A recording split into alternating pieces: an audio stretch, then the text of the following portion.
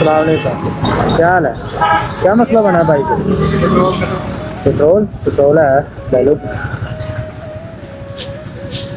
नहीं कोई बात नहीं। नहीं बात मेरी जान, मेरी बात सुनो। आप पैदल जा रहे हैं, ये ले लें आप। खोले ढक्कन इसका।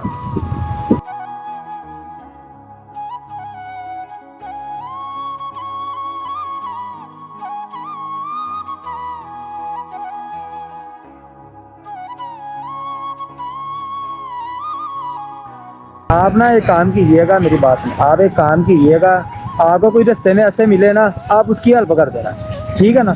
बस इतना सा कर देना मेरे भाई, बहुत शुक्रिया। नहीं यार, बहुत शुक्रिया सर, बहुत शुक्रिया। अल्लाह को जज़ाए खैर दे।